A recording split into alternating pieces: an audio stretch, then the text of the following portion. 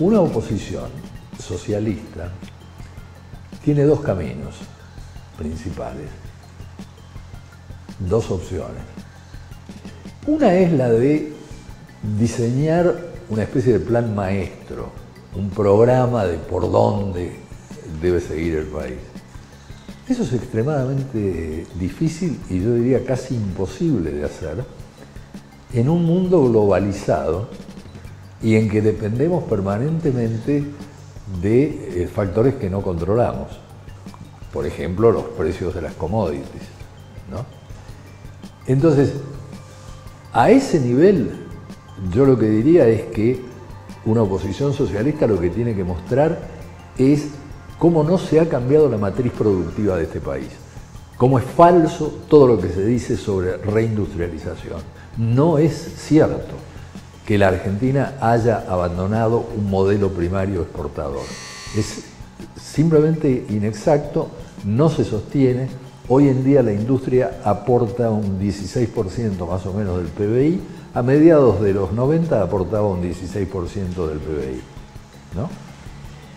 Entonces, plan maestro no, grandes líneas acerca de la necesidad de cambiar la matriz productiva. Pero el otro camino es el camino de la crítica sostenida de las creencias, de las falsedades que van transmitiendo tanto los gobernantes como medios de comunicación, como partidos. En el caso de los europeos es notable porque con nadie se siente más cómoda Angela Merkel que con los socialistas alemanes. Ahora, Angela Merkel ha hecho una declaración que casi no necesita comentario. Dijo, la democracia funciona bien en Alemania porque se adecua al mercado. Y uno debería suponer que es al revés, que es el mercado el que se tiene que adecuar a la democracia, ¿no?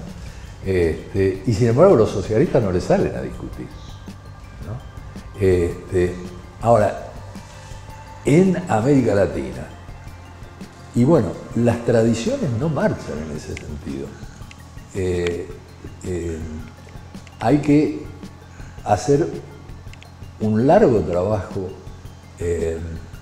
de, digamos, educación socialista en sociedades que hoy en día están asediadas por problemas muy distintos a los problemas en los que pensaron Marx, Engels o Kautsky, quien quiera que usted elija. Uno de los libros que han marcado la civilización contemporánea, sin duda, es El malestar en la cultura, de Freud, 1929. En El malestar en la cultura lo que Freud plantea es básicamente una tensión muy fuerte que genera la civilización, entendido civilización como todo lo que nos aparta de nuestra condición animal, ¿no? Y es que la civilización supone una transacción. ¿Entre qué? Entre la libertad y la seguridad. Si yo doy libertad absoluta, tengo el caos. Y el hombre, lobo del hombre, etc. Si yo doy seguridad absoluta, tengo la esclavitud, ¿no? Entonces, una transacción, hay que renunciar a parte de la libertad para conquistar cuotas mayores de seguridad. Entra Bauman. Y Bauman dice, si Freud escribiera hoy El malestar en la cultura, yo me imagino que invertiría los términos. Porque en su época lo que había eran fábricas bien instaladas, carreras estables de los trabajadores, familias patriarcales muy sólidas, ¿no es cierto? Entonces, eso era lo que daba seguridad. Y había que controlar. El ejemplo en el que él se basa reiteradamente es el de la masturbación, ¿no es cierto? Los padres diciéndole cualquier cantidad de barbaridades a los hijos acerca de los riesgos de quedarse ciegos, de tener pelos en las manos o qué sé yo, si se masturbaban. Y dice, hoy en día se ha dado un vuelco importantísimo, porque hoy en día ha crecido la libertad a niveles absolutamente inimaginables. Pensemos en la ley de identidad que se dictó en Argentina en el 2012. Pensemos en la absoluta democratización, digamos, de las relaciones de género, del matrimonio mixto, etc. En un contexto de estas características, un socialismo nacido en aquella época tiene muchas dificultades en adaptarse a esta enorme libertad y a esta gran inseguridad, ¿no?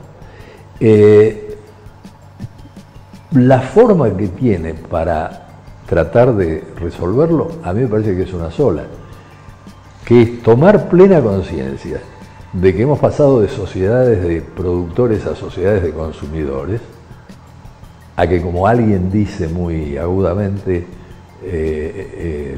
la tarjeta de crédito ha desplazado a la libreta de ahorro, ¿no es cierto? Y entonces trabajar a partir de ahí, quiero decir,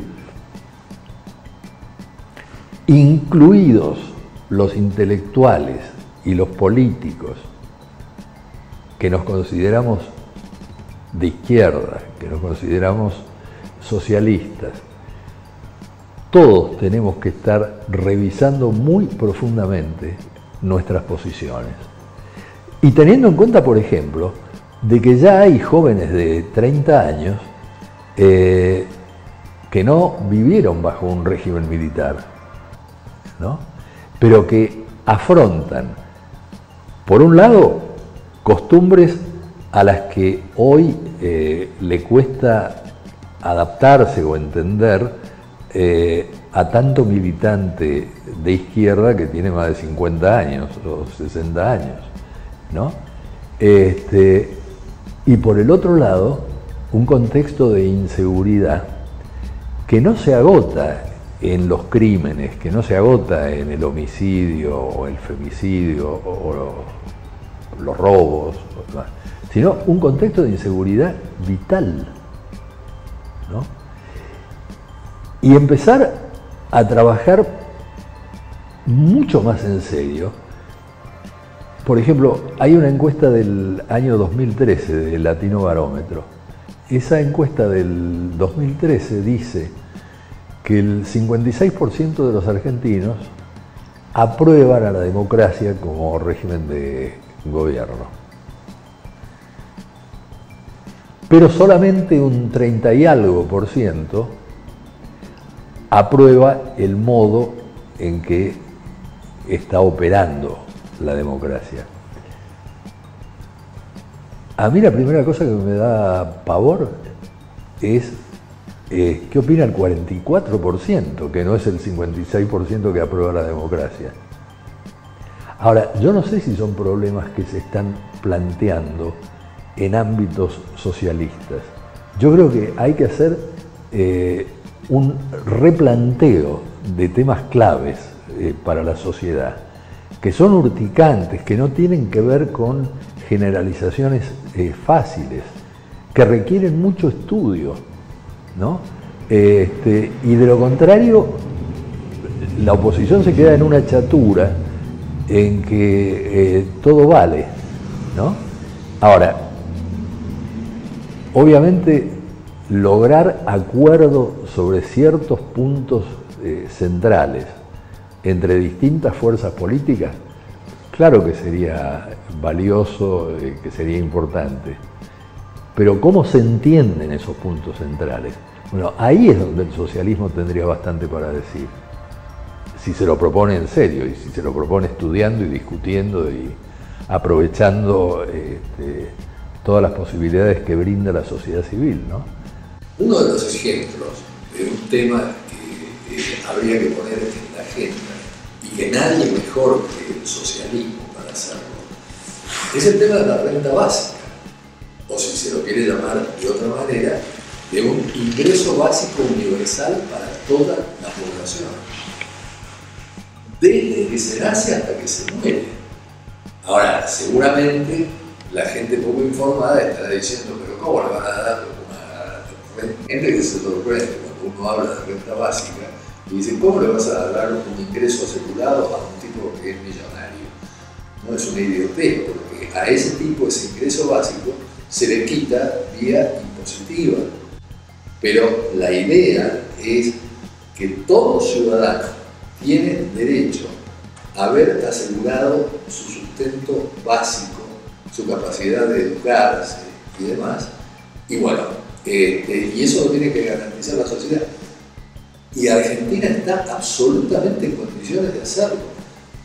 Hay que hacer los cálculos para mostrárselo a la gente, para mostrárselo ante todo a los líderes socialistas, para que sepan de lo que tienen que hablar, cómo tienen que plantearlo a la población. Y que esto es perfectamente realizable. Y hay que discutir, por ejemplo, la idea misma del desarrollo económico. Quiero decir, Stuart Mill en el siglo XIX o Keynes en el siglo XX nunca se plantearon que el desarrollo económico era seguir creciendo indefinidamente. No, pensaban que una vez satisfechas las necesidades de la mayoría de la población, ahí se paraba. No era para seguir y seguir y seguir, porque a eso se lo llama voracidad, codicia, ¿no es cierto? Ahora, sobre esto, si no hablan los socialistas, ¿quién va a hablar? Entonces, la renta básica tiene por propósito asegurar un mínimo de igualdad, sin el cual no hay ciudadanía posible. Y esto es esencial que se difunda y que se comprenda, ¿no? En el tema de educación, por ejemplo, lo que ha hecho Finlandia en 30 años, bueno, Argentina ha hecho exactamente al revés de lo que ha hecho Finlandia. Entonces, ahí es donde no alcanzan las denuncias tipo la nata.